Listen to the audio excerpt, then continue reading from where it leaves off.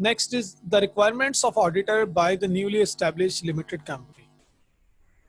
अगर कोई company, new company अगर किसी भी ऑडिटर को अपॉइंट करती है तो उसका क्या रिक्वायरमेंट्स होती हैं? ठीक है, तो ऑडिटर को क्या रिक्वायरमेंट्स हैं, कंपनी की क्या रिक्वायरमेंट्स हैं?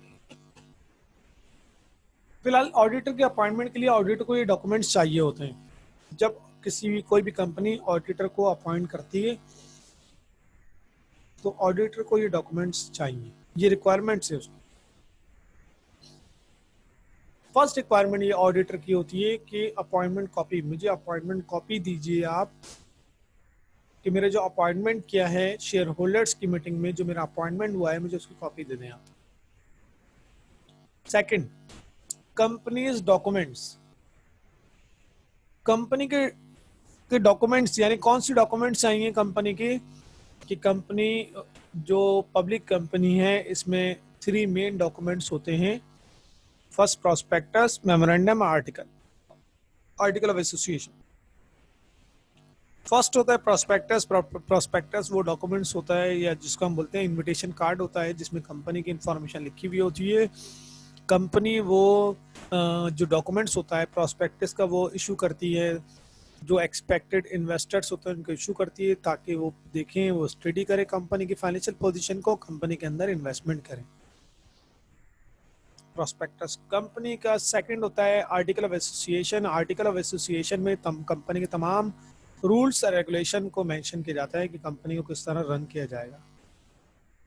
और थर्ड डॉक्यूमेंट्स होता है मेमोरेंडम। मेमोरेंडम और आर्टिकल का मतलब ये होता है कि कंपनी की जो कुछ क्लॉजेज होते हैं, कुछ पॉइंट्स होते हैं कंपनी से रिलेटेड, कि कंपनी का ऑब्जेक्टिव क्या है, कंपनी का हेड ऑफिस क्या होगा, कंपनी का हेड ऑफिस कहाँ होगा, कंपनी का कैपिटल कितना होगा, ठीक है, तो रजिस्टर्ड कैपिटल कितना होगा, कंपनी की लाइबिलिटीज से रिलेटेड पॉलिसी, तो उसके अंदर ये चीज़ें लिखी हुई होती हैं, जिसको बोलते हैं कॉन्स्टिट्यूशन।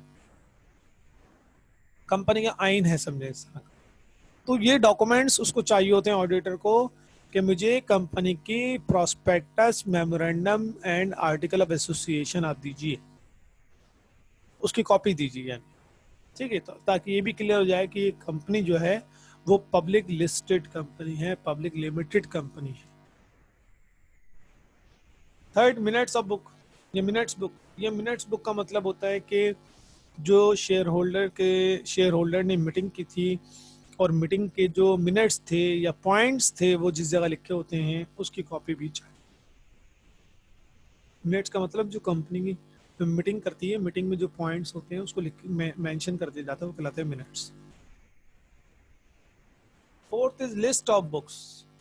लिस्ट ऑफ बुक्स दीजिए कि आप जो अकाउंट्स करते हैं, अकाउंट बनाया है आपने, उसमें आपने जो बुक्स प्रिपेयर किए हैं उसकी लिस्ट दीजिए कि आपने कौन कौन सी books prepare, cash book, petty cash book, ठीक है। इसके अलावा कोई स्पेशल जर्नल बनाए या दूसरी कोई आपने रिकॉर्ड मेंटेन किया हुआ है, बैंक बुक्स है, हैंड कैश बुक है, सेल्स बुक है, तो वो कॉपी मुझे दीजिए कि आप कौन कौन सी जो है अकाउंट्स का बुक्स यूज करते हैं। Internal check. Auditor internal check को भी चेक करता है, या उसकी भी रिक्वायरमेंट ये होती है कि मुझे बताइए कि कंपनी के अंदर इंटरनल चेक है या नहीं और कितना है इंटरनल चेक, उसके लिए क्या प्रोसीजर है, ठीक है। तो इंटरनल चेकिंग भी देखता है कि कंपनी के internal system, internal check company का कितना है।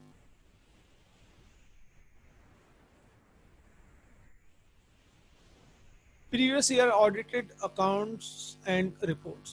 प्रीवियस ईयर जो ऑडिट हुआ था, इन केस अगर हुआ है, किसी ने भी किया है, इसने खुद ही किया हो, तो उसकी मुझे अकाउंट वो चाहिए, रिपोर्ट चाहिए। ऑडिटेड अकाउंट्स चाहिए, रिपोर्ट्स चाहिए, ठीक है। जो फाइनेंशियल स्टेटमेंट होगा ऑडिटेड वो चाहिए प्रीवियस ईयर का, ताकि उसको थोड़ा सा अंदाजा हो जाए प्रीवियस ईयर में ऑडिट हुआ था और इस तरह ऑडिट हुआ इसका, और ये रिपोर्ट इशू की थी। अगर एडवर्स रिपोर्ट इशू की थी ऑडिटर ने, थोड़ा सा देख के ऑडिट करेगा, पिछले साल का ऑडिट ऐसा हुआ था इसमें एडवर्स रिपोर्ट इशू हुई थी, तो अभी भी थोड़ा सा देखना पड़ेगा। ऑडिट प्रोग्राम, ऑडिट प्रोग्राम अभी हम आगे पढ़ेंगे कि ऑडिट प्रोग्राम होता क्या, वो तरीकेकार जिसके मुताबिक वो ऑडिट करेगा उसको बोलते हैं ऑडिट प्रोग्राम। ठीक है, तो ये रिक्वायरमेंट्स हैं ऑडिटर की एक कंपनी से जब उसकी अपॉइंटमेंट होती है। जब ऑडिटर को अपॉइंट किया जाता है तो उस वक्त ऑडिटर कंपनी से कुछ रिक्वायरमेंट्स होती हैं ऑडिटर की। वो रिक्वायरमेंट्स ये होती हैं कि सबसे पहले तो मुझे मेरी अपॉइंटमेंट की कॉपी दी जाए। सेकंड, कंपनी के 3 मेन डॉक्यूमेंट्स, मेमोरेंडम, आर्टिकल्स और प्रोस्पेक्टस, जो मेन डॉक्यूमेंट्स है कंपनी का, मुझे शो कराए जाएं, ये मुझे उसकी कॉपी दी जाए। मिनट्स बुक मुझे आप दिखाइए या उसकी कॉपी दीजिए जिसमें मेरी अपॉइंटमेंट हुई है और कंपनी ने जो मीटिंग की थी उसकी जो मिनट्स है मुझे वो दिखाइए। लिस्ट ऑफ बुक्स, आप बताइए आपके पास कौन कौन से अकाउंट्स प्रिपेयर होते हैं, कौन कौन सी बुक्स ऑफ अकाउंट्स आप बनाते हैं, उसकी लिस्ट दीजिए। इंटरनल चेकिंग सिस्टम आपका कितना है, अगर इंटरनल ऑडिट हुआ हुआ है तो अच्छी बात है, मुझे उसका थोड़ा सा उसको चेक करने की ज़रूरत है कि वो इंटरनल ऑडिट किस हद तक सही हो रहा है। नेक्स्ट, प्रीवियस ईयर का ऑडिटेड अकाउंट्स और रिपोर्ट मुझे शो कीजिए, वो मुझे दीजिए, और ऑडिट प्रोग्राम जो इसने बनाया होगा वो उनको शो कराएगा ऑडिटर। ठीक है, तो ये थे वो रिक्वायरमेंट जो एक ऑडिटर को होती है, वो रिक्वायरमेंट जो ऑडिटर करता है कंपनी से, न्यू कंपनी से, यानी फर्स्ट टाइम उसकी अपॉइंटमेंट हो रही है ना, तो फर्स्ट टाइम अपॉइंटमेंट हो रही है तो वो ऑडिटर उस कंपनी से ये रिक्वायर्ड करता है कि ये मुझे डॉक्यूमेंट्स रिक्वायर्ड हैं, ये मुझे चाहिए डॉक्यूमेंट्स।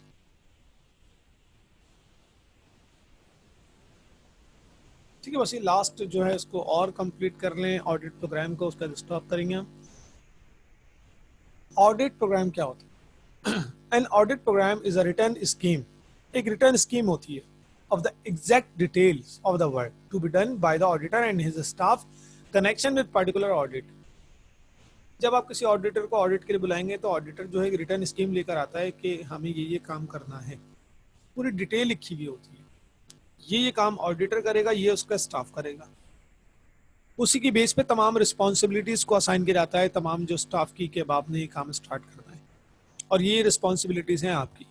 फॉर एग्जाम्पल, अगर वो 5 का स्टाफ लेकर आया है तो एक की जिम्मेदारी लगा दी कि आपने कैश को देखना है, एक आपने एक्सपेंडिचर को चेक करना है, एक आपने लेजर्स को देखना है, एक आपने वॉचर्स को देखना है।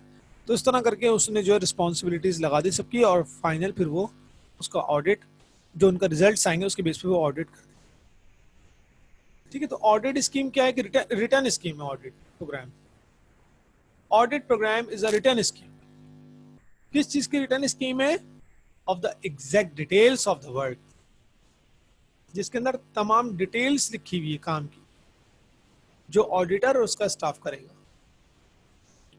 ठीक है, ये जो ऑडिट के लिए आया है उस ऑडिट में, ये उस कंपनी का ऑडिट करने जो ऑडिटर उसका स्टाफ आया है उसकी तमाम डिटेल्स लिखी होती हैं एक जगह पर कि कौन कौन से काम इनको करने हैं, या उसका प्रोसीजर क्या होगा, ये किसकी क्या रिस्पॉन्सिबिलिटीज होंगी, वो कहलाता है audit programme.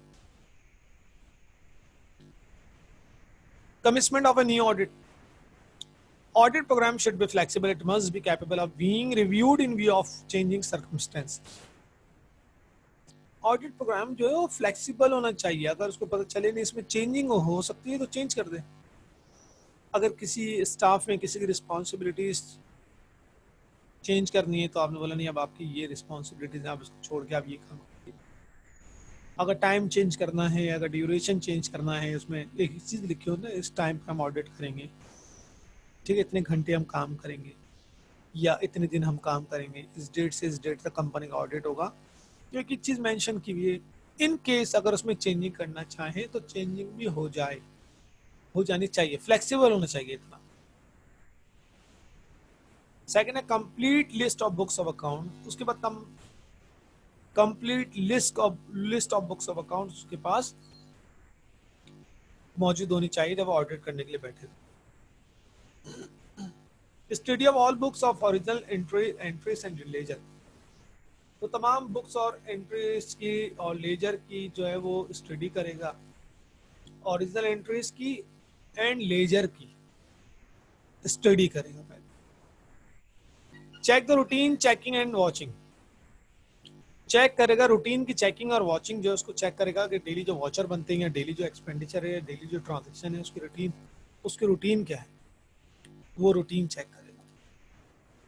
Check the internal control, and last में वो इंटरनल कंट्रोल को चेक करेगा कि कंपनी का जो इंटरनल कंट्रोल सिस्टम है वो क्या है। ठीक है, तो ऑडिट प्रोग्राम क्या होता है? ऑडिट प्रोग्राम एक रिटर्न स्कीम है जिसके अंदर एक एक डिटेल लिखी हुई होती है कि ऑडिटर को और उसके स्टाफ को क्या काम करना है। ये कहलाता है ऑडिट प्रोग्राम।